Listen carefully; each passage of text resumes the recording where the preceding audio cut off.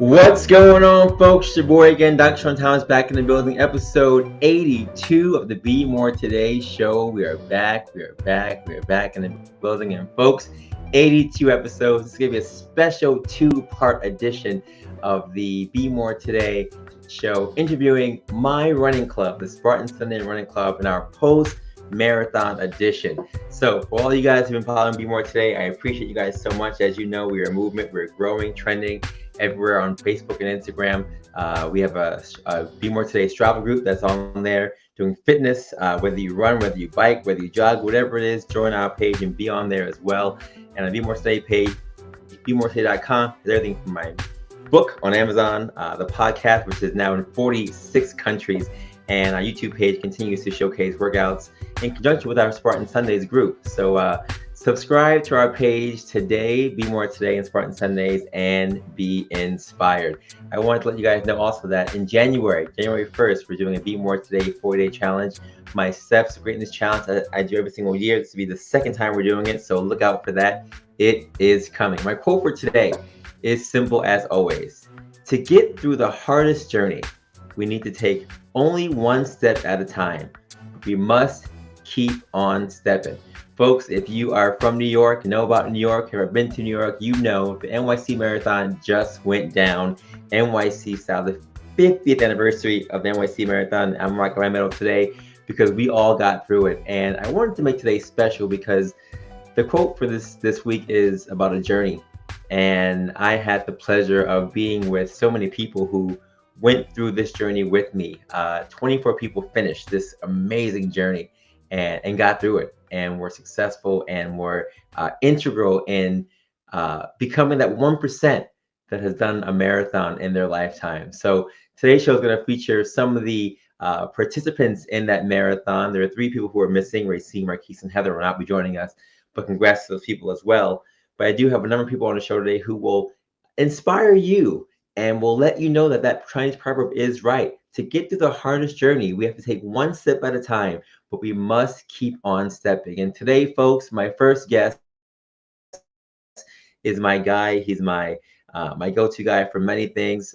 Some call him Uncle Ish. Some call him Wepa. He's called many, many things, but he's my guy. We actually started this run crew together, and we started Spartan together years ago. He's on the show with me right now. His name is Ishmael Torres. So, folks, welcome to the show for the second time, my boy, Ishmael Wepa Torres. Ish, what is going on? Man, I feel so special to be back. But, I'm back for the right reasons. We got through this together. And let's note that they call me Uncle Ish because I'm a little easier on the training. When they want to get away with stuff, they go to Uncle Ish. But when Sean is there, everybody's like, geez, man, Sean, I got to do everything. So that's the reason for the Uncle Ish. That's true. Listen, man, you and I gotta say we've done a good thing. We came together. We have used our platform to inspire others, and this is the result. We now have 24 finishers that can say they've gotten through the marathon. And you, my friend, I'm super impressed with because, Spartan Sundays, as you and I have always talked about through the years, and our wives probably hate us for talking about it so much, has grown. This running club is now a legit running club. And over the past 4 years, it's grown, and it's been cultivated to not just become a group of people who run together recreationally, but are now out there doing marathons internationally and are being recognized by other run clubs. What for you, sir, as I call you the one who is so good at bringing in community and bringing in people to feed into this thing to make it grow? What's been the secret, you think, for the success of the running club? Relationships are worth more than anything. Basically, we started out as, watching you that first time in 2017, and that kind of like stoked the fire for everybody to get in. And, I was on my journey while you were on yours, while you were finishing your first marathon journey. And I was just like, nah, I got to do this. And I think that, what makes Spartan, there's no judgments. One of the things I've learned is there's runners in the front, there's runners in the back. I was happy being part of what we call the cookout wave this year. And in the cookout wave, nobody. I'm not gonna say nobody cared about their pace, but they were just glad to be there. They were happy to be crossing the bridge. They wanted to finish and experience everything that the marathon offered. And on my end, being the kind of like unofficial leader of the turtle and snail groups, it's good to be able to show people that if I could do it, they could do it. And part of the turtle group, there were people faster than me, but it was okay. I got you to the starting line, and that's what mattered. So Yeah. we got speed walkers this year. We got regular run walkers. There's no judgment in Spartan Sundays. Yeah, yeah, I like the concept, no judgment. We've used that concept many times, and it has worked, and it has shown to be successful. Even in training for not just the marathon, but for Spartan races and everything else. And for you, sir, you are special because this year you did two marathons. You conquered Berlin and NYC. Of the two, which are two majors in the running world, which one was the most memorable for you, and why? Berlin was nice. Don't get me wrong. Berlin was a nice place to be at, and I loved it. The Euro crowd was really cool. It was pretty much the first major marathon to open up to the general public. There was no bubble, and they handled it very well and efficiently. Just being in Berlin is very chill city, very chill community. I always tell everybody it's basically if Williamsburg was a big city, and that's the best way to explain Berlin. But you cannot top the block party cookout that NYC is, especially after 2 years of being in COVID lockdown. We didn't have one last year. And now to come back, it felt like everybody was out there. There were points where you actually had to stop running to walk through the crowd because it was so packed. And big shout out to Williamsburg for standing up. And big shout out for the Lafayette Hill, where it was also jam packed. And big shout out to the Bronx because, especially in my wave, they were dancing salsa when I got to mile 20. You got to see. One more shout out, Harlem. Harlem was like they had streamers in the air. They had bullhorns. They were all over the place. And shout out to Harlem Run for putting up a really good run crew station up there. It was just you can't match that. And it's the only marathon I know that actually lets you finish until midnight, like until 12 o'clock. And I love the tradition, especially for my walkers out there, that if you did it right, the winners of the marathon actually came back to give you your medals. That was amazing because you actually got to be handed that medal by that person. So it was amazing. Yeah, yeah. No, that's why NYC is what it is, man. It's that spot. Yeah. Listen, I've seen your running journey progress heavily over the last couple of years, and you mentioned that being in shape was really important to you, especially after you had Kanan, who I'm sure is watching now. Why is fitness so important to you, and why is it important to you in regards to your family in particular? So, I mean, for most of the runners that are in the run crew, they know Kanan and Joshua are basically two Energizer batteries. They're basically, if you've seen the Energizer commercial with the bunny rabbit just running around, that I have two. So now to have two of them, and I'm getting old. There's a Spanish little proverb saying, "Don't have them too late, or else you won't be able to chase them," kind of thing. So I kind of feel like I have to stay up there, even in whatever speed I am, because if I let down, I won't be able to experience some moments with them because I'm too slow per se. I already got them telling me that they're faster than me and all this stuff. So, like they're already throwing down the gauntlet and they're only 5 and 3. So I got to keep up. I can't have this 100-meter dash with my 6-year-old talking about, I beat you, daddy, and I'm only 6. Right, right.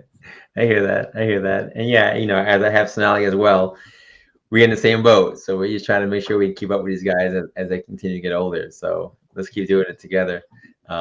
Listen, as coaches, I think it's poignant that we have a chance to chat because a lot of stuff happens behind the scenes when it comes to training. And as this is not your first marathon, not mine either, we learn a lot of things every single year about things that work, what doesn't work. What's one lesson that you learned this year personally from the training experience that you're going to take into the next season? Okay, so um, I tell everybody the marathon, the 26.2 miles are a mimic of life. You get on the bridge and you're like, yes, I'm here. Instagram photos galore. The best version of you comes out at the Verrazano. And, you get to the first 10 miles and you're like, I'm great. You get to the halfway part and you're just like, okay, I only reached the half. And then you get to mile 20 and it's all, I don't want to say survival, but that's kind of it. So the mental aspect of getting through the marathon, the ups, the downs, the lefts, the rights, the consistency of training to actually get to the starting line, all of those things come together, mimic your work, your life, your recreational life, whatever sport you're into. The marathon mimics that. Yeah. Well, I'm a sports junkie. Um, they say there's something called the test of truth, right? And there's two things that are called the test of truth in sports. And the first one is in cycling. It's called the time trial. As you can see, my bike is behind me. The time trial is the test of truth in cycling because it's all gas all the time. The marathon is the running version of the test of truth. You really know about yourself that day. And there's no holding back because once you're on the route, you're gonna learn, like Kevin Hart gonna say. So, We're going to learn today. so you're gonna learn today. So that's basically it in a nutshell. Yeah, yeah, I hear that. And I always say the same metaphor. It is what life really is. So if you can get through that, then you can get through anything. Ish, you've done a great job this year, man. I always salute you and congratulate you. What's next for 2022 as we look forward to the new season that's coming up? Oh man. So everybody has the bug now. So like all these new marathoners are hitting us up, like where we going, what we doing, things like that. So Spartan Sundays Run Club is looking to get into Chicago and London. I heard there are a couple of people thinking about Berlin for 2022.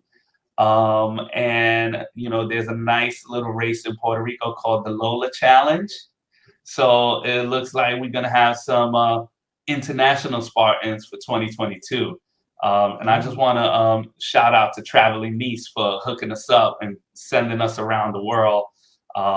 She's been great in terms of hooking us up in terms of accommodations and flights and everything like that. So I thank her a lot for what she's been doing. Absolutely. Traveling Niece, one of our sponsors. We appreciate her so much. And Ish, it's been a pleasure. I appreciate you, as you always know. Let's keep this thing rolling, man. I want to talk to some of the other team members who are on the chat now. So let's go to our next finisher. Oh wait, I just gotta shout out the turtle. The turtle. Gotta shout out all the turtles. But yo, it was a pleasure getting on. Let's give everybody some love and let's get it. Yes, sir. All right, cool. Who is next? Folks, I'm just continuing to showcase our Spartans. There's so many who got through this race together, and there's so many stories. And my whole point of having you guys on the show this week is to show the stories. Everyone has a story. Everyone has something that they've gone through to get to this point. And my next guest is no surprise to the spotlight. She is probably the biggest Hamilton fan in the world, and no better place to run her first marathon than in NYC. She's known as Sarah, aka SMB. Sarah Marie Brown, what is going on? Good morning, Dr. Sean. Thanks for having me on this morning. It's so great No to be here. problem. You. Yeah, you look great. You got your marathon gear on. You're rocking out. You're Do glistening. it. Let's do it. Let's do it. Yeah. There That's we right. go. That's right. Yeah, there we Listen, go. how did it feel to have that gold medal? You said you wanted to get your gold medal. You have that gold medal for your first marathon. How does it feel? The truth is, it has not set in yet. The reality of it is like getting up in the mornings. Let's go. We have to meet. Let's get stretched out, prayed up. Let's go. Let's do these long runs. And now it's just like, it happened. Oh my goodness. And people say where my medal is like, hey, congratulations. I'm like, thanks. And I'm like, oh yeah, I did that. I was like, wait, I'm not a volunteer this time. I walked into the expo this year and it was a whole new experience. I was like, wait a second, the bibs are for me. The t-shirt is for me. I'm not the one that's giving it out, even though being a volunteer is a great experience. Being supportive of the runners all the way. But this time it was just like table completely turned. And it's just like, wow, okay, this is Sean Thomas. This is happening. Yeah. This is happening. Yeah, this is Yeah. happening. Absolutely, that's what happens. And I think the reality doesn't really set in for a while because there's just so much hype and adrenaline that goes into it. But you did do it, and as like I say, we all know, but you and I know, Hamilton is our musical. We love it so much, and we know all the songs. I gotta say, you're probably the biggest fan of Hamilton, right? But what did it feel like running in the greatest city in the world for the biggest marathon out there? What did that feel like for you? So my first thought, literally, when Ish called me, because Ish just called me to do this marathon before, and I'm like, I'm not doing that. And then he called me for this marathon. And he said, this is the 50th. This is what's happening. And my first thought was literally, I'm not throwing away my shot. I'm not throwing away my shot. I'm doing this. I have an opportunity. I'm going for it. I'm not throwing away my shot. So that was my first thought. I remember being on the bridge and I was actually thinking about you. And I know you had an earlier start time than we did. And then the next thought that went through my head is, I'll see you on the other side. I will literally see you on the other side of the finish line. And then I guess I did see you very close to the finish line. Thank you for being there. All the support cannot be overstated. It's needed. It gets you through every step of the way. Um, the Awesome. 50th anniversary, history is happening in Manhattan, and we just happen to be in the greatest city in the world. I Yeah, mean, and yeah, we put in the work. So yeah, yeah, it yeah. was You put awesome. in the work. Listen, those long runs did pay off. There were Yeah. many times where you and I were putting in those miles, back of the pack, and I remember you sitting there saying, "Why? How am I gonna get through this? Is it gonna be okay? I don't know." And I kept saying, "Sarah, just keep doing it," and you kept doing it, and you Yeah. prevailed. And I know you mentioned in your episode online on our Spartan Sunday Instagram page that this year was challenging, right? You had mentioned coming out of the challenging year, and you had to get mentally, spiritually, physically, emotionally ready, trained up with this thing with your peers. What was Yes. it like, and what did you learn from this experience, going through the training, waking up in the morning, training with these people that but not even closer, right? For this one thing that we all conquer now. What was that experience like for you now in hindsight? In hindsight, I can echo Ish and go forward from Ish. Like, this marathon is mimics life. This is real life. This is what it is. You have to get up in the morning. You have to make this priority. Your diet matters. How you spend your time matters. The people you surround yourself with matters, and you all have a common goal. We're all working towards this. There are things that you need to balance with your life, there are things that you need to sacrifice, but you're all working towards a common goal. The goal is guaranteed if you put in the work, but you have to move forward towards the goal. That's the marathon. You can't quit. Keep on going. If you fall down, there are likely people who are going to be like, "Nope, we're not tolerating this. We're going to the finish line. If we have to go through it together, together."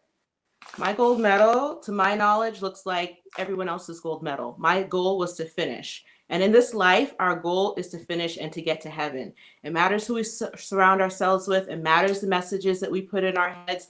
Some things, you might have to let them go by the wayside. Some people might have to go by the wayside. But the goal is heaven. And the goal isn't to be the first one to be there. The goal is to be on the journey, be involved in the journey, give it your best, and move forward. Being in the marathon, ask for your all. this life asks for your all. So yeah, but it was a great experience, to be with my peers again, to see them, to work towards something common. Like, this is awesome. Yeah. Yeah, no, I appreciate those words of encouragement, and I'm curious now, Sam Marie Brown. Now that you have the bug, because it's definitely a bug out there, we call it marathon fever. What's next for you for 2022? So if I do it again, I need to improve on my time. And so now that I know what to expect, I'm like, okay, if I need to do this, okay, I need to start sooner. I need to plan this way. But what's next? What's next is right now is just trying to get my mind to accept what we're doing, right? What has happened, and to allow myself to actually embrace better habits and new habits. I'm not saying, oh yeah, let's go out and do another marathon. But the marathon is one day. The marathon training is like what is partly what got me into it. It's the discipline. It's the self discipline and being in the moment of every day. It's not just a one-time event, it's a continual event. So part of me, while I may do another marathon, is for 2022, is like having better life, better lifestyle, and just being more conscious about that and how the marathon has benefited me both mentally and physically. Awesome, awesome. Yeah. Sam Marie Brown, I appreciate your kind words. I appreciate your story. Thank you so much for being on the show today, and Thank yeah, you. look Thanks, forward Dr. to training with you for next year for sure. All right, let's do it. Have a great day. Awesome, awesome. Folks, again, there's so many stories of people who have come out of the woodworks and continue just to inspire me, right? To keep going and pushing out there. And, as someone who's done now 5 marathons, you couldn't have told me I would have done 5 marathons 5 years ago. There's no way. But it happens. You catch a bug, you keep moving. And we're going to go to our next Spartan Sunday Running Club member now, because, again, there's so many stories, and I want to just highlight as many as I can. We have Auntie Faye. Now, if you folks don't know Auntie Faye, she is known as the snail, the finisher, Auntie Faye. And she's here with us this morning. Auntie Faye, what is going on? I am here. I am Yes. here. And this looks so pretty. Isn't it pretty? It's so So pretty. pretty. So pretty. So I'm pretty. loving it. I am loving every moment of it. You should love it. Listen, you're part of the Wingate crew. We were training at Wingate in the mornings at 5 o'clock, and I'm not gonna lie to you. The first time we showed up there, I did not know you were there until you called my name because it was dark. And every time we got there, it was dark.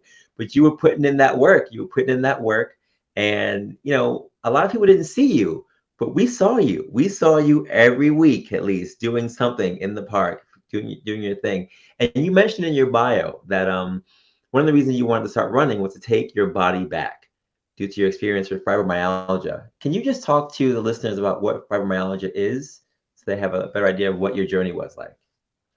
Well, basically, fibromyalgia is a chronic condition.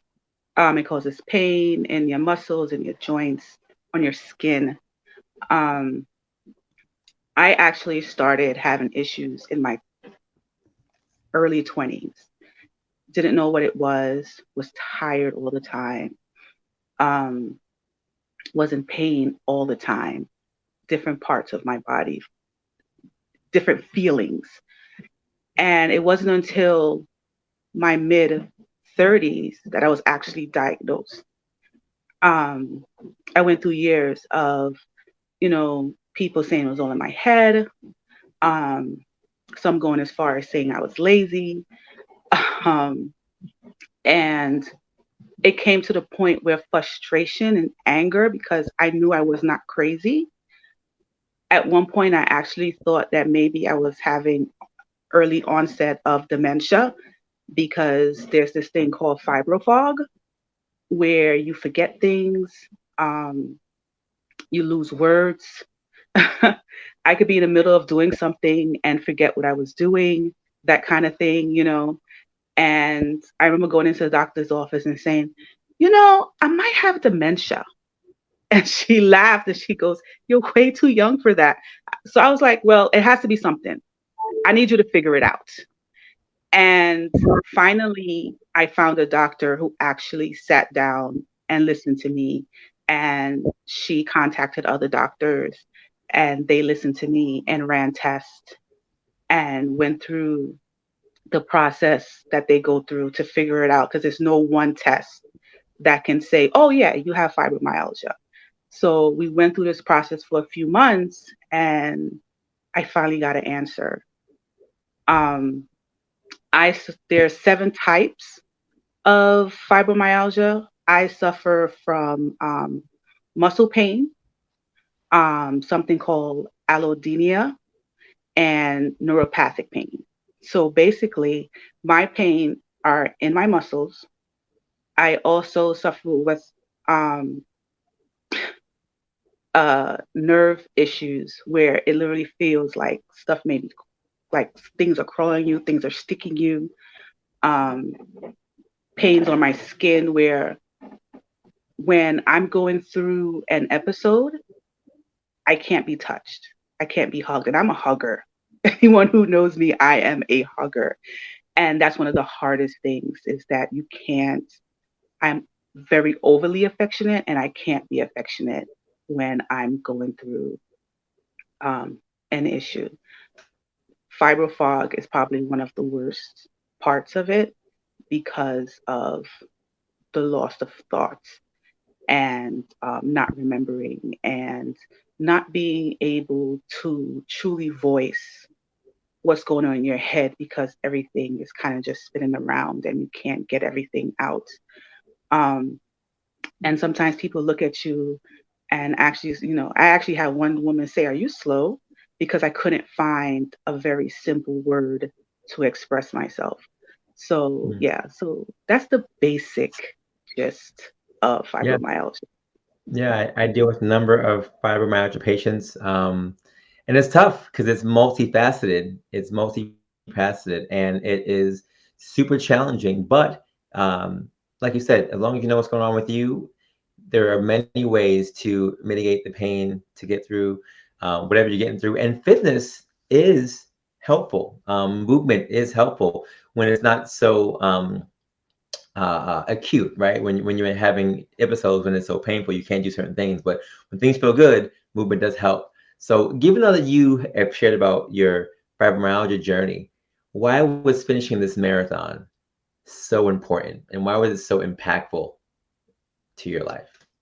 Because I was told I couldn't do it. um, Initially, it was year, years ago. I joined Spartan Sundays, and I was doing fine for a little while, and um, the pain started kicking in, and that's when things got the worst. That was those were the worst times, and I had to stop. And I went years of always wanting to come back and see you guys, you know, do the runs and to see you guys, go on these journeys together. And all I could do is kind of watch and um, cheer from the background. And this year, it was just like, you know what? I'm just going to go for it. And the worst thing that could possibly happen is that the day of the marathon, um, I have a flare up and can't. That's the worst that could happen. And I prayed and I was just like, God, just let me get through this. I wasn't able to train as much as some of the others because I had a few flare ups during the process. Um, Extreme exhaustion is something that I suffer with terribly. So there'll be times when I'll go from not being able to sleep to not being able to stay awake. And I would think, okay, I'm going to work out tomorrow, and my body says, I don't think so. No, you're not. But a couple of weeks before the marathon, and it's continuing even now, I was having the muscle pain. And I was actually very afraid that I wouldn't be able to do it. And I was kind of giving warning signs to everybody. maybe I might not show up. But in my heart, I knew I had to show up. I had to. I had to show up for myself. I had to show up for my family. Because I had already told my mom I was doing it. And you can't tell mama you're doing something and not do it. You just can't.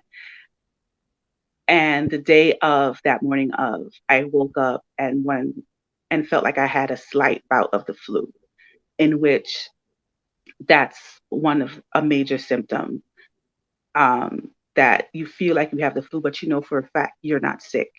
You're just Mm-hmm. not. Mm-hmm. And I woke up that morning and I was like, I shouldn't say I woke up because I didn't actually sleep. I was kind of excited, very excited. But yeah, I just got up and said, all right, let's go. Let's do this. Let's go through with it. And I said to myself, I will allow people to hug me because they're going to want to hug you. Let them hug you. Deal with the pain and let them hug you. Mm. Let them high five you. Deal with the Mm-hmm. pain and let them high five you. Mm-hmm. Mm-hmm. And while we were there waiting in Staten Island, a young lady said, smile through it. She's like, smile through the whole thing. And I had my chapstick and I smiled from the beginning to the end. Mm. And I was just like, just keep smiling. My cheeks were hurting, but I was like, keep smiling. And honestly, between that and prayer and praying through it and hearing people, as you said earlier, I see you, that is a wonderful thing to be going through something and struggling and to hear someone say, ah, sis, I see you. I see you, baby girl. I see you. And I really felt like, even though there were other runners there, I felt like people were actually seeing me and they needed to see me smile through Yeah. all that pain. And that's what I did. Incredible, Freya. It's amazing that you not just finished this race, but and some people might not know this, but I called you. I called you during the race because it was getting dark, and it's fitting that you ended the race in the dark because that's kind of how we started training in the dark. So Ended up. training in the dark was a good thing because you had to go through that darkness at some point in time during the race. But I called you because we didn't know where you were, and we were still tracking you. And you didn't sound, when I called you, you didn't sound like you were worried. You didn't sound like you were anxious at all. You said, "Look, I'm running or I'm walking. I'm coming down." I asked you where you were on the course. You told me, and you said, "Yeah, they're starting to bring a lot of things down. They're starting to clean a lot of things up, but I'm going to finish this thing." And then you said, I can't see where I am because I don't have my glasses." And I said, "What?" I was like, wait a minute. Svale is walking now. The the course markers are down. She can't really see clearly, yet she's gonna finish this race. And anyone who has any excuses about why they can't do certain things or don't want to do certain things or aren't ready to do certain things, I'm going to point them to you because you went against all odds to be in the 1% to say, I can do this thing. Not just people said you couldn't do it, but because you knew what your history was, you knew what was up against you, and you said, nevertheless, I'm going to push through this thing. So, Fiola, I salute you so much. You are an inspiration to all of us. And I got to ask you now that that's done, what is next for Faye, Auntie Faye? What's next? What's next for Auntie Faye? Wherever God takes me. He brought me through this. Um, I would like to say one quick story of what happened on the road that lets me know that something big is happening. Um, I'm going over the Willis Bridge and there's no one in front of me. There's absolutely no one behind me. All I can see is the sprinkling of the police lights. Like they look like Christmas lights from afar. It could just be because I didn't have my glasses, but they looked very far. And I couldn't find words to even say, to even pray. I couldn't figure out a song. Nothing was coming to me. And all of a sudden, this girl appears. I don't know where she came from, but she comes beside me and she goes, "You alone, sis?"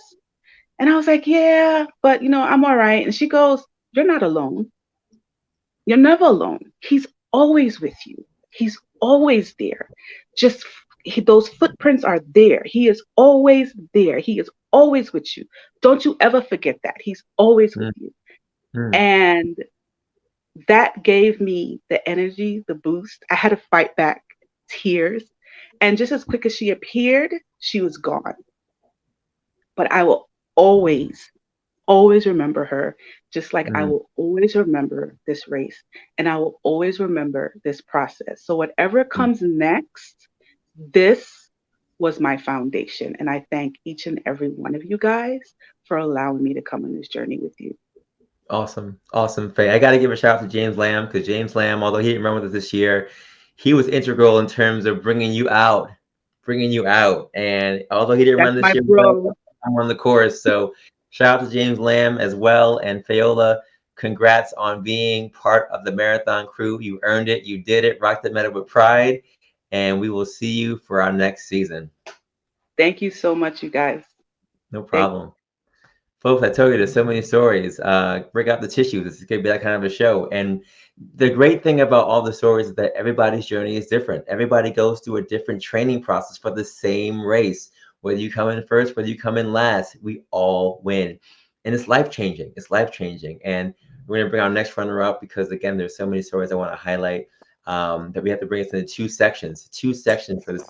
It's gonna be our part one. And today is this man's birthday, folks. It is Garth Garth All Jack, right. aka G Money, aka Numbers. Garth Jack, what's going on? I'm all right. I'm up. I'm ready. I'm just having such a great time. I'm still all pumped from doing this race last Sunday. I just can't believe it's been a week already. And I'm Hey, it's like, been just yeah, I did this. All right. you did This this. You feels did this. Happy great. birthday for one. I don't know how you're feeling, but happy Thanks. birthday. Thanks. And Thanks. what I'm a good way feeling to good, celebrate. man. I'm feeling good. Yes, sir. Listen, you mentioned in 2018 that you had a chance to run NYC, right? You mentioned that, and you didn't feel like you were ready. You also mentioned to me that you had always been a runner, right? So what was different this year that said, you know what, I'm going to do this thing and finally get this thing done? One, the first thing was the medal. I'm like, this is the 50th anniversary and they're giving out a medal. Okay. Secondly, I said, I got to do this for my birthday. This would be the best birthday present ever. And then I felt I was actually physically ready this year because the last time, even though I had been training, I didn't think I was completely ready to do this. So even though I had the opportunity, I didn't take advantage of it. Maybe that was my error. But this year I had prepped myself. I said, if I could, because even though we couldn't do anything last year, it was the COVID. I had been running, I had been working out. I'm like, if I get in this year, Lord, I am going to do it. So when Uncle Ish Wepper texted me and said, we have some spots. Are you interested in doing this? I'm like, yeah. And he said, okay, they're going to send you a link. It's not fake. It's real. Respond. I'm like, all right. So once I committed, I'm like, yeah, I'm doing this. I can do this. Good, I'm definitely good. doing this. I was ready for this. Yeah, Yeah. and And, we're and I'm so glad I glad did. you did. Yeah, I'm so glad you did too. And I know you traveled with the team to Berlin. I'm sure that inspired you as well, just seeing those guys run out Yeah. there. And now that you've gone through the process, and you were part of our training process too, right? Our early morning runs on Tuesdays and Thursdays across the bridges and at Wingate Park. What was the biggest lesson that you learned during the training for this NYC marathon? The big lesson I learned was you have to prepare. And the morning runs that we did, some Tuesdays, Thursdays, those really helped me prepare and keep myself like focused. Okay, this is the goal, but these are the steps to get there. You just don't finish immediately. You need to prep yourself. And so getting up early, getting accustomed to getting up early, doing these runs, especially when we did those runs across the bridge, that for me was like really great. It kept me focused on this is what I have to do. I have to do these bridges. I have to get myself accustomed to doing it because I had never run the bridges before. And just the discipline. The discipline for me was the most important thing. The discipline of getting my body ready to do this marathon. Yes, I can do this. I'm gonna do this. I'm definitely ready for this, and I'm glad I did it. It was a lot of fun with my group, being out there with all my Spartan crew, my KBT crew. Yeah, I enjoyed myself. I'm glad everybody did it. Everybody finished. There were no injuries. Yes, this was really great, really great. And two good coaches, even though at times I would under my breath curse their name, but I'm glad for you guys. We love you, man. We love you guys. We couldn't do this without you. We love you. Just want to We let you know appreciate that. you guys too. Yeah, we appreciate you guys too, Garth. And you're one of the original members of Spartan. One of our first races we did in 2011. You were there for us. You've seen the progression of us doing our Spartan races to these road races, um, and the progression has been seamless in the sense that it's all, like you said, about discipline, putting yourself out there, and recognizing that training is integral. What's next for you moving forward? I mean, now that you've gotten through NYC, and I know you've mentioned Berlin to me a couple of times. Well, what's next on the docket for you for 2022? I could not believe myself thinking this, that I'm running the race. When I got to when I came out of Harlem to Central Park, and I'm thinking, I saw somebody in a Berlin shirt. I'm like, yeah, don't worry. I have one, but next year I'll earn it. Don't worry about that. And now Mm, I got this bug. I'm like, okay, people are signing up for this. I signed up for Berlin. And I said, okay, I guess I'll go on and sign up for Chicago. What if I get into both? They're like a week apart. Can you do this? I'm like, yeah, I can do this. I can do this. I'm ready for this. So it's been a good journey for me personally. It's shown me that I can do certain things once I set my mind to it, and also the discipline of preparing for it. You just don't do it. You set yourself a goal, and it's a little incremental steps that you take that will get you to your goal. If you stay focused, you stay prayed up, the Lord will help you get there. Yes, amazing. yes. Amazing. This is called the marathon fever. It's going around. It's COVID-19, and then it's the marathon fever. It's out there. Yeah, There's no vaccine for this. It is what it is. So, it Garth is. Jack, congrats to you. I appreciate you. Happy birthday, my friend. Enjoy the Thank moment, you. and Thank we will you. see Thank you, you guys. next season. Yes, sir. Yep. Folks, I'm trying to tell you, it's out there. I don't know what it is, but when this fever hits, it hits hard. And someone else who has the fever are two friends that I want to bring on the show right now. We have Juanita, aka Nini, and Lunice, aka Titi Nini, Auntie Boo. Ladies, what is going on? Hello. Hey. Yeah, I like the swag. Y'all look fantastic today. I wanted to bring you guys both on together because I met Juanita through you, Auntie Boo, right? And I wanted to make sure that our friendships were just highlighted because without meeting Auntie Boo, there'd be no Juanita. So we're so thankful that you introduced your friend to us, who's now our friend, that we've made our girl. So we appreciate that so much. So welcome up to the show. And Juanita, we had you on the show before. So welcome back to the show again. Thank you. Now, Juanita, I know that we've mentioned a number of things in the past about your fitness company, but you've mentioned personally that you were not always the most athletic person growing up. How does it feel now to be part of the 1% Club for your first marathon? It feels great. Like, whoo. But no, definitely. And I still don't consider myself athletic, but I do care about fitness. So it's just being a part of the marathon is just taking that to the next level. Listen, I gotta correct you. I had a guest on the show. Her name is Caroline Stout. She's an ultra marathoner, and I said I've only done 5 marathons. I don't really consider myself a marathoner. She said, no, you're a marathoner. So Juanita, I don't care what you say. You're a marathoner. You're athletic. It is what it is. Embrace it, cherish it. Tell your friends, tell everybody, because that's where you are right now. It's true. It's true. There's no way around it now. You rock that medal. You cross that line. It is what it is.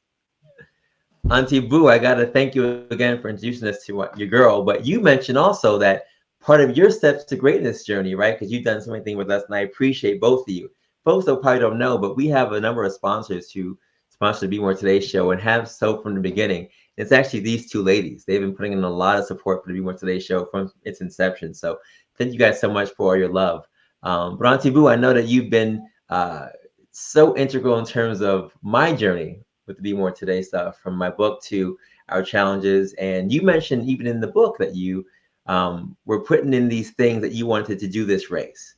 It was part of your journey. It was part of your steps to greatness. Now you have the gold drip, right? You got the drip now. How does it feel? How's it feel for you right now? Oh, it feels great. I'm still in awe. If you follow me on Instagram or Facebook, you see that I've just been posting all week. I don't apologize for it. You're gonna get it because um I knew I could do it, but as you do the training, as you start doing it, you realize, do I really want to do this? What am I doing this for? All of that runs through your head. Like, I don't have anything to prove because I'm not competitive at all. So, Ish put in there, do it my own way. Yes, I was going to do it my own way in the Instagram post. And I've always told y'all, leave me alone. Let me do it my own way.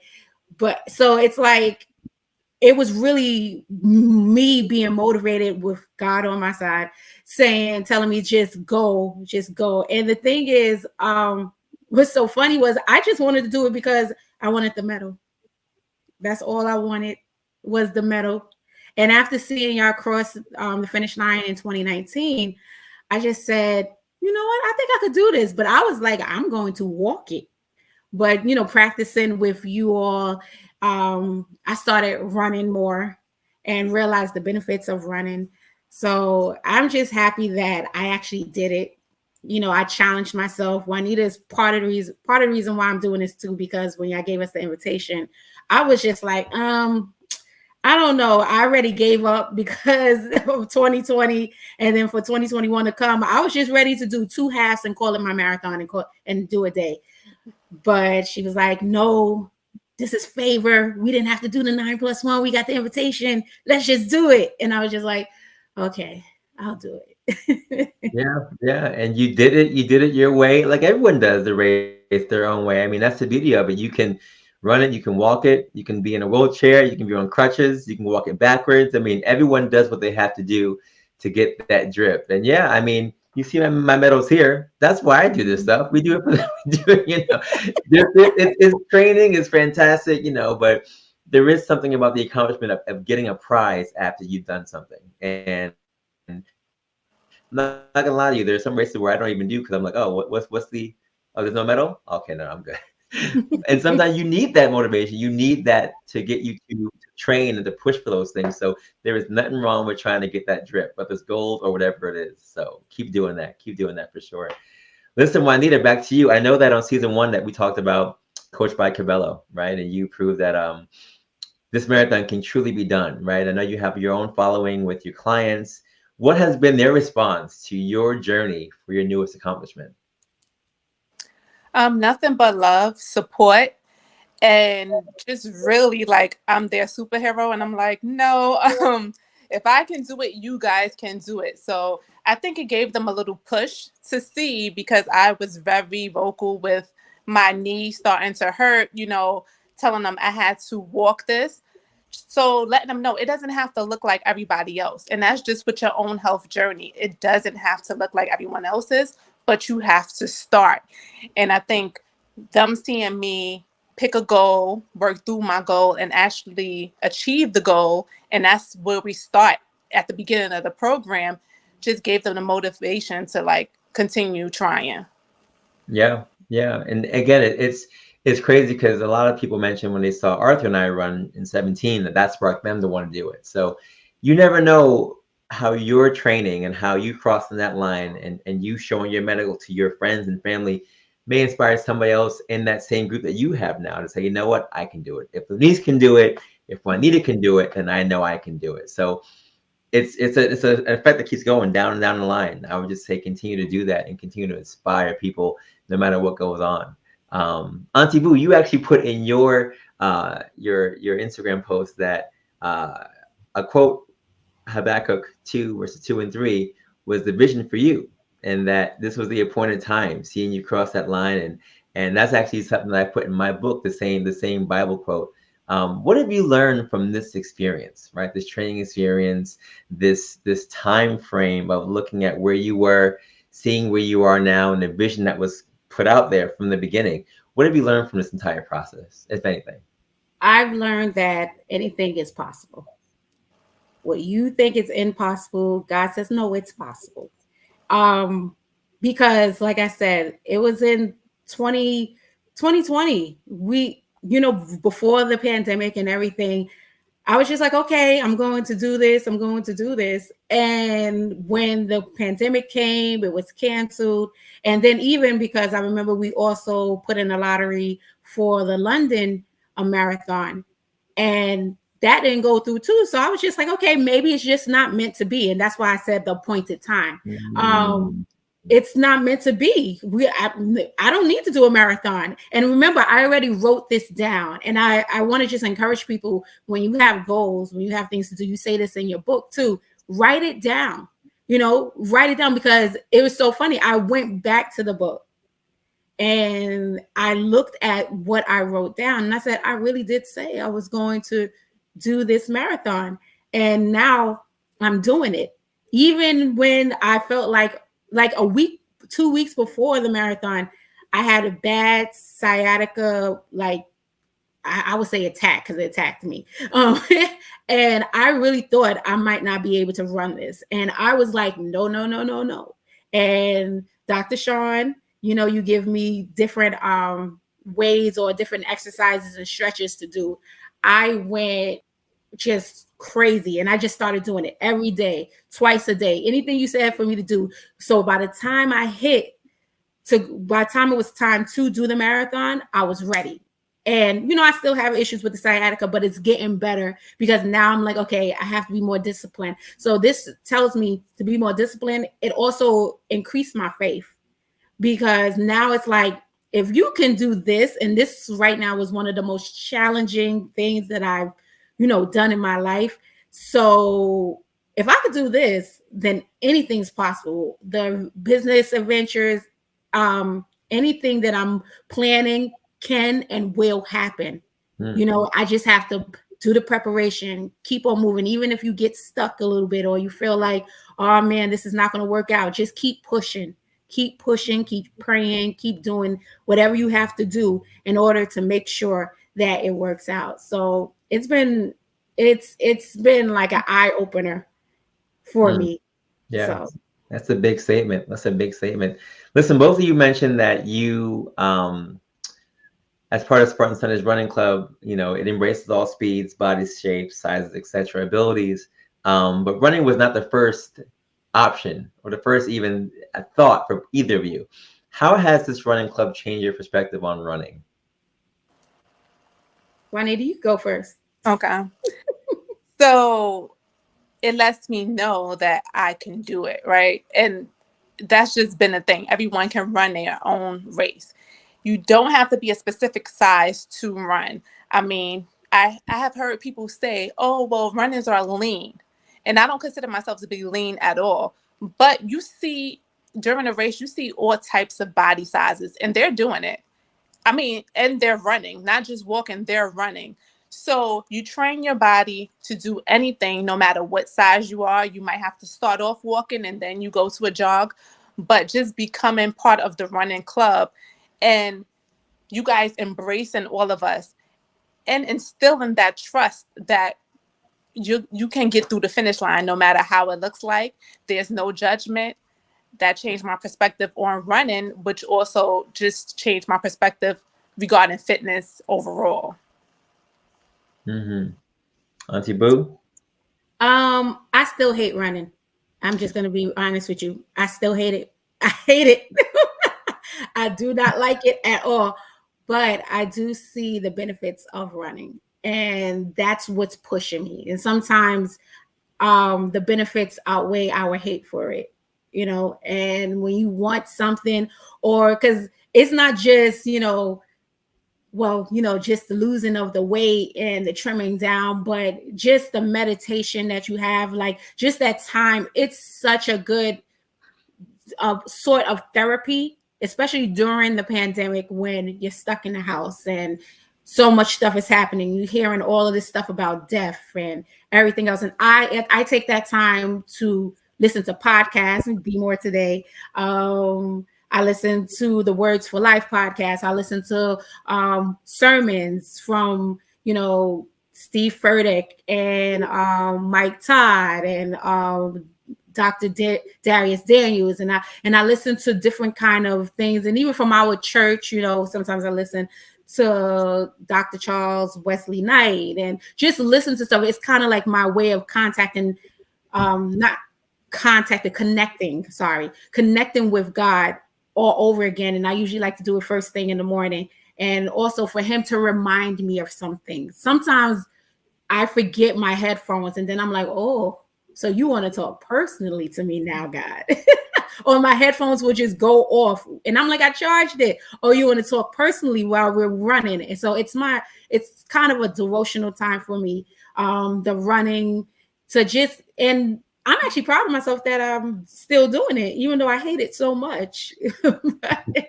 So I do have a different perspective. I do encourage people, even if you hate it, to do it. I know my cousin said that one time. She was like, I hate running, but I want to run a marathon. I said, I hate it too, but I'm doing it. So, yeah. Go. Juanita, what's next for you for 2022? Well, I was just listening to Aguilera Vizant. She has this global community, and she said 2022 is for business, building, balance, and boundaries. And I took that on. So that's what's next, working on those things. And you could work on those things in every area of your life. So balance, business, building, and boundaries. And also just to be more.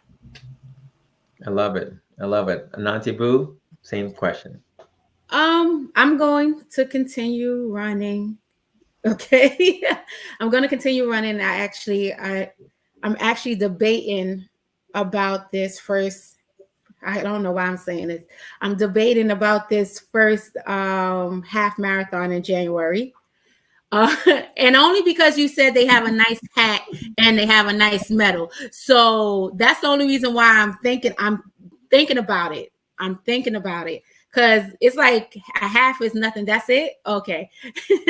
So I'm debating about that, but also just pursuing the things that I have in mind, some businesses, trying to get myself better professionally. Because like I said, right now I feel like the sky's the limit. Awesome. Anything can be done. Just push forward. Anything, even if you get no's, your no is just a setup for your yes. Yeah. I like that right there. I was trying to find a medal for you, but we'll have to find it on the course. Awesome. Ladies, thank you so much for being on the show today. We appreciate both of you so much. And excited for the bees and excited for 2022. Let's get it. Thank you so much. Thank you. Thank you. Especially thank you and Ish. Yes. We couldn't do it without you. So thank you. No problem. Yes, even though I wanted to curse you out all the time. But I do appreciate y'all and I love you both. No problem. We love you too. Folks, again, there's so many stories. It's we could do this all day. We're going to showcase one more set of sisters actually on the show, and these sisters,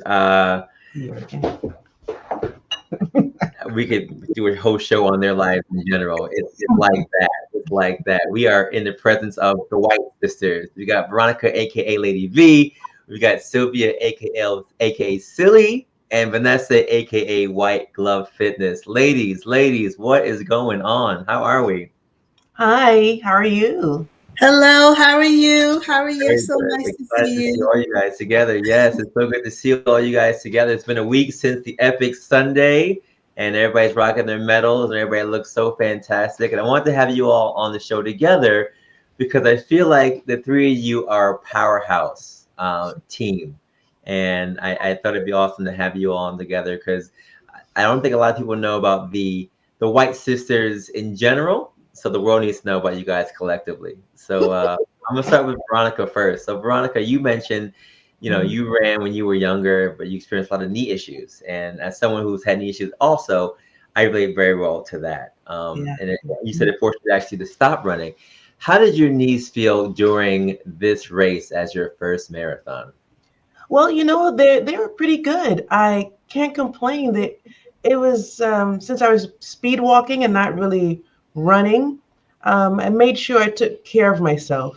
It was after that I kind of felt something, but I just kept on going. A little twinge here, a little twinge there, but I kept on going. And I did speak to my doctor before, like a month before the marathon, just to see how bad it was. And he says, "No, you're doing good." So I was like, "All right, I haven't hurt myself, so keep on going." When I injured myself in high school, it was running the hurdles. I came down wrong after doing cross country all summer long. I'm like, I can finally go into, track and field. I can finally do it, and I practicing on the hurdles, it came down wrong, and that was all she wrote.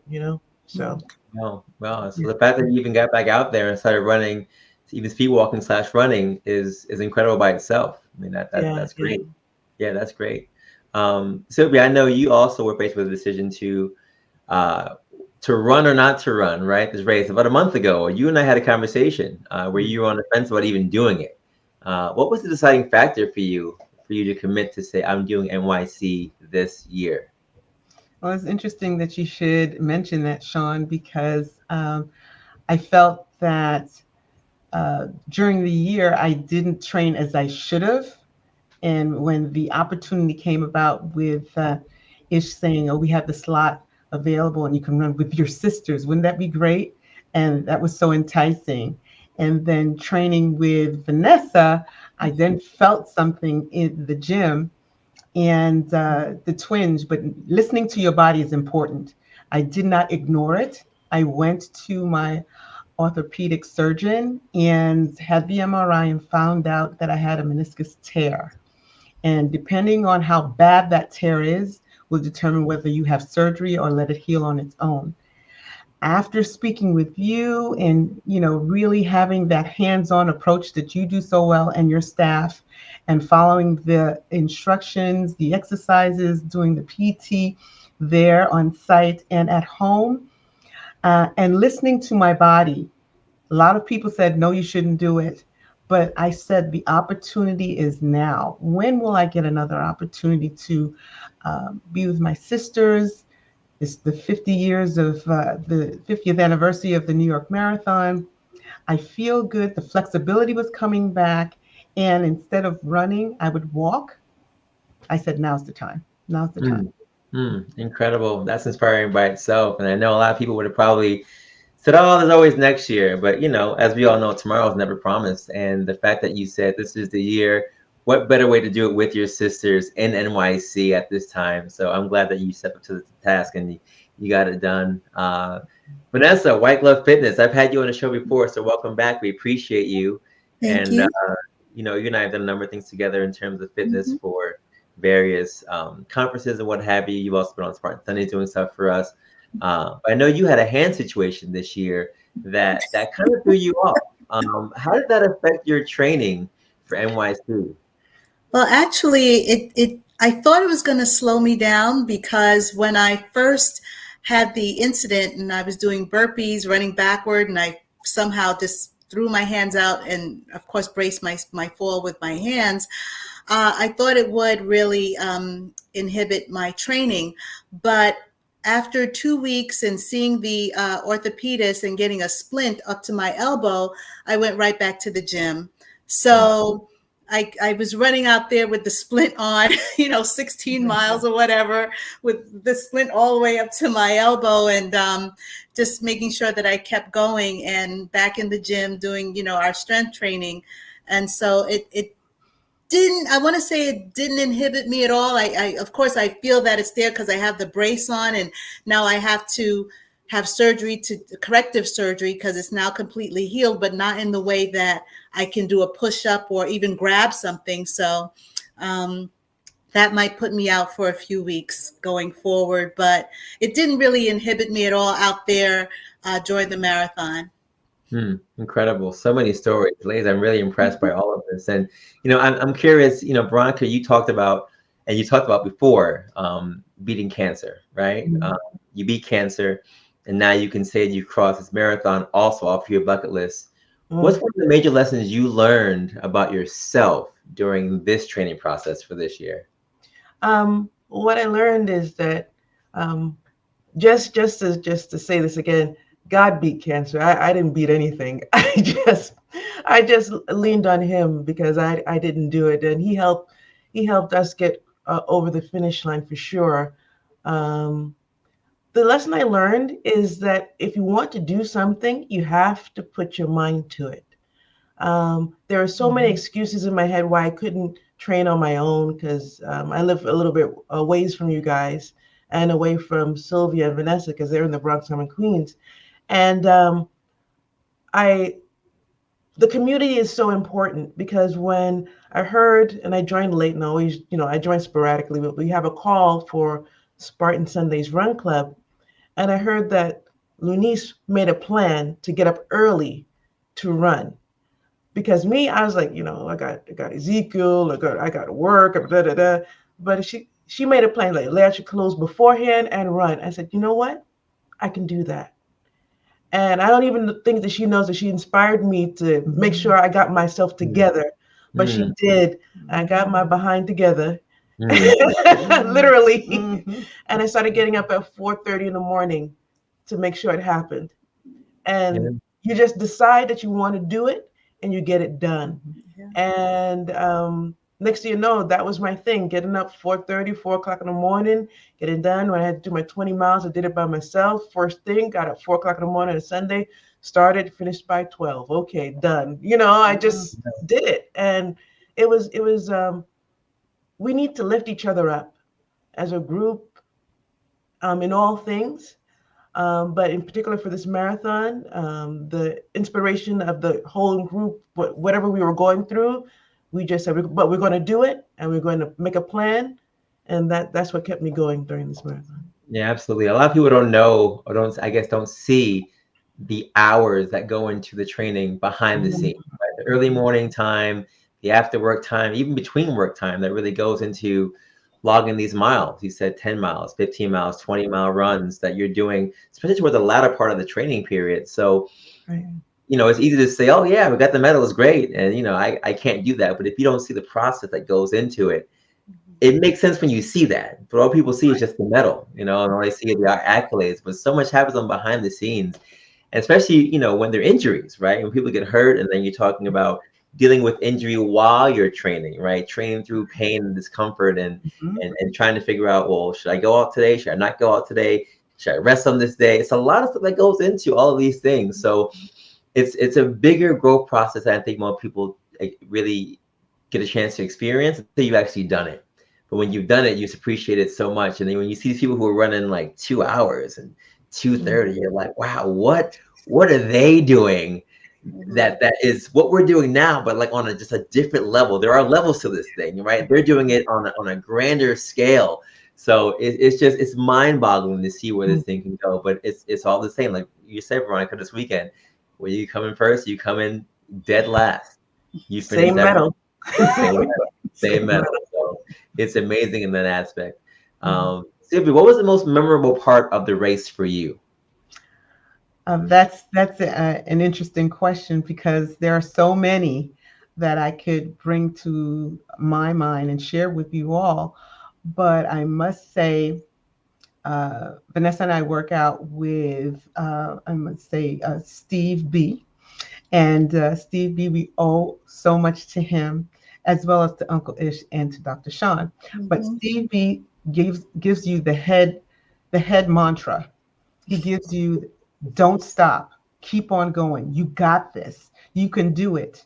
It's all you, that kind of thing. And I had to repeat that in my head during the last 3 miles when Veronica had to hold my hand and drag me with her fast walking self and through Central Park and said, no, we're not stopping. We're not going slow. We're going to have back straight, head up, and we're going to cross that finish line together. She would not leave me. She left me earlier during the race, but she would not leave me. And with that mantra and with my sister pulling me and then, memorizing those verses that we need to memorize from the Bible, expand your territory, you're a child of the King, etc. Those are the things in Central Park that I can remember that was so memorable for me. My younger sister holding my hand. I'm so appreciative to have her with me in this journey, and to be with her and to cross the finish line with her as well. Awesome, awesome. Vanessa, White Glove Etiquette. I know that you have always been a fitness junkie and you put a lot of things out there. Why has fitness for you been so integral, and how has the shift from the strength and conditioning to the running been in terms of your adaptation to now running and doing more things out there on the road? Well, I always was into fitness. Being all three of us, we all were on the track team. We all ran early in junior high school, and some of college I did. And even to this day, my mother in her 80s, she's into fitness as well. She goes to the Y. So I guess it runs, through the blood of the family. And it's just a matter of keeping yourself healthy. I want to look a certain way. I feel like, I really want to look a certain way and admire the things that I do, the results from the things that I do in the gym. And I think that quite a few of us can say the same thing. And in terms of just being healthy and just keep on going. We have a 4-year-old nephew, Sylvia and I, that we have to keep up with now. So we really have to keep ourselves healthy. And Veronica and Terrence, they have this son that they have to run after as well. So fitness has always been an integral part and just very important for me. Mm-hmm, mm-hmm, mm-hmm. I hear that. Shout out to Big Zeke.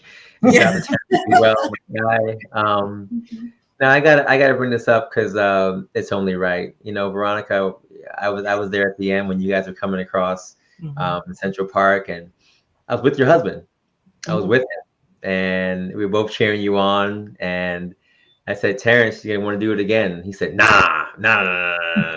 You don't know my wife. This is it. She's done. It's over. And I said, Terrence, I hear what you're saying. She's gonna want to do it again. He said, "No, you don't know my wife. She's done. She's done." I said, "Okay." When she tells you that she wants to do it again, just text me. Send me a text saying you're right. And then we went in the chat. We have a Spartan chat, right? And Veronica was one day just said, "Is it strange that I think I want to do this thing again?" To which I immediately said, "Veronica, please. Can you just share that information with your husband?" She said, "Why? Did you make a bet on me or something? Or what's going on?" I said, "No, it wasn't a bet. It was more like a guarantee. So just go tell him what you just shared with me." And then I got a video that I'm going to cherish for the rest of my life. Sharing the information with Terrence, and Terrence succeeding to me in the video saying that I was right. Because there's a certain thing called the marathon fever that people don't know about. Right. And when you do this thing, that you train for this thing for months, and you go through it, and you all this, and you want to be done, all of a sudden you go through this thing, you say, you know what? That was crazy. I want to do it again. And that's how I'm at number 5. And I think that is just one of the things that when you start to go through this thing, you recognize that it can't just be one and done. It has to be, okay, so what's going to be next? So my question for you ladies now is, what is next for 2022? And Veronica, I'm gonna start with you. What is next for 2022? I need to do the New York Marathon again. I need to do the New York Marathon again. I need to do it again. I want to do Chicago Marathon. I want to do that one. I don't know about getting on a plane to do a marathon. I'm not there yet, but I want to do Chicago Marathon. I want to get good numbers to maybe do the Boston Marathon. Who knows? As I'm saying this right now, my knee is starting to hurt, but this is what I want to do. And it's the fever. It's the continuous training, the schedule that you have. Even though I was grateful not to wake up at 4:00 in the morning this week, but I'm like, I got to start next week. I got to get up before. Why? You're not training for a marathon, but I am for the next one, for whatever next one there is. I got to get my numbers up. I got the shakes. But that's what I want. And God willing, I will, because I like these. And I like what it did to my body. And like what it did to my mind. So yeah, I kind of like what's the results, both mind and body and spirit. Sylvia, same question, please. Wow, that's a loaded question. You know, you started with Veronica first, and she just rattled off how many marathons she wants to do and all this waking up early. You know, she led me across that finish line. You think I'm going to let my younger sister upstage me? Okay, just one second. That's not going to happen. That's not going to happen. That's not going to happen. So this morning, recovery run. Yes, recovery run. Mm-hmm. I've been doing it, putting it in all week. I got the schedule, adding more days to my workout so that by January, I'm in some kind of shape, and also continuing with my my PT. And, you know, just let's make a plan, sisters, as to which races we're going to do. It is a mindset. And even today at the gym, just knowing that I had a medal, saying that I did complete the New York Marathon, it has infused a level of inspiration. Your inspiration level and cred goes up. So it's inspiration cred that we're talking about. And thanks to you, Dr. Sean and Uncle Ish, we are able to stand here and just kind of like wallow in it and take it further. Yeah. And Vanessa, lastly, same question as well. I look forward to doing another NYC marathon.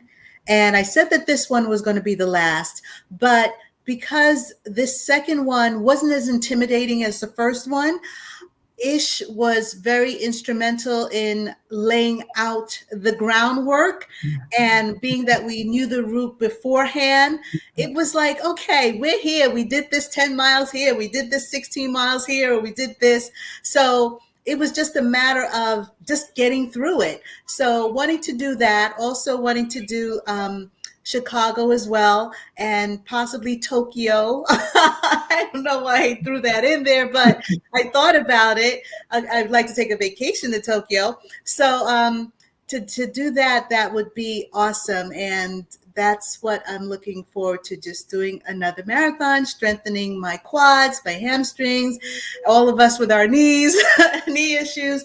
But I can be truthful in saying that my knee didn't bother me at all. My goal really for this next marathon, next NYC marathon, is to beat my time as I wanted to beat my time with this one. And I did, but I can do better, as I was told. So, yeah. Amazing, amazing. You guys are incredible. I love all of you so much. My last question, who's the most competitive white sister of the three of you? Vanessa. There we go. Quick. So that must be true because she didn't even say anything. So I'm gonna go with that. Thank you so much, ladies. I appreciate Thank you. And Uncle Ish. Yes. Sean and Uncle Ish. That's right. Yes. Ish was amazing. You guys are just amazing. Thank you so much. But it's wonderful. No problem. Awesome. We'll see you guys next year for sure. And folks, listen, we've showcased so many people for this first section of the Be More Today show. And we're going to have to cut it here, but it's not over. We're going to do a part 2 for next week. So don't forget our quote from today. To get through the hardest journey, we need to take one step at a time, but we must keep on stepping. Again, just follow us on all of our platforms, BeMoreToday.com for my book, the podcast information, which is on all major podcast platforms, and our YouTube page, which has our workouts as well. And continue to follow the Spartan Sundays Running Club, which you'll find on Instagram and on Facebook as well. Any questions you want to send me directly, as always, Dr. Sean at BeMoreToday.com or any of our social media platforms as well. And as I always say, folks, have a great day, have a great night, have a great life, and continue to take your steps of greatness to be the best version of you. I will see you next week. Peace.